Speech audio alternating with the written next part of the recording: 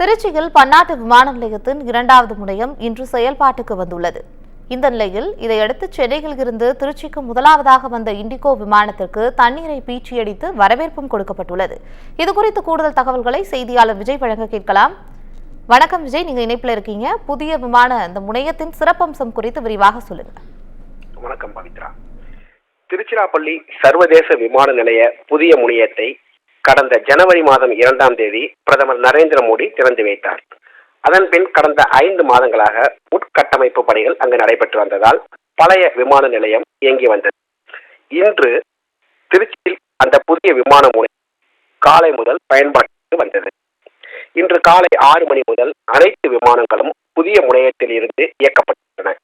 பயணிகள் அனைவரும் புதிய முனையத்தை பயன்படுத்தி உள்நாட்டு வெளிநாட்டு விமான சேவைகள் அனைத்தும் இனி இந்த புதிய முனையத்திலேயே செயல்படும் என தெரிவிக்கப்பட்டுள்ளது. 75,000 சதுர மீட்டரில் கட்டப்பட்டுள்ள புதிய முனையத்தில் ஆண்டுக்கு 44.50 லட்சம் பயணிகளை கையாள முடியும். 1 மணி நேரத்திற்கு 3,480 பயணிகளை இந்த புதிய விமான முனையத்தில் கையாள முடியும். இதில் 104 இமிகிரேஷன் கவுண்டர்கள் ஏற்படுத்தப்பட்டுள்ளது. பயணிகள் விமானத்திலிருந்து நேரே விமான நிலையத்திற்கு செல்லும் வகையில் 10 ஏரோ பிரிட்ஜுகள் அமைக்கப்பட்டுள்ளன. அதில் முதல் கட்டமாக 5 ஏரோ பிரிட்ஜுகள் தற்பொழுது பயன்பாட்டில் உள்ளன.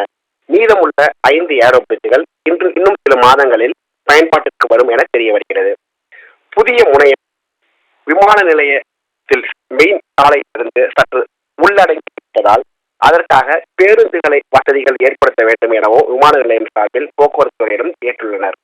இன்று காலை 6 மணிக்கு இண்டிகோ விமானம் புதிய விமான முனையத்திற்கு வந்தது. அதற்கு வாட்டர் சல்யூட் முறையில் வரவேற்பு அளிக்கப்பட்டது. மேலும் இன்று காலை முதல் விமானத்தில் வந்து இறங்கிய பயணிகளுக்கு விமான நிலைய இயக்குனர் சுப்பிரமணியன் மற்றும் மத்திய தொழில் பாதுகாப்பு படை துணை கமிஷனர் ஹரிசிங் நாயல் ஆகியோர் பூச்செண்டு கொடுத்து பயணிகளை வரவேற்றனர்.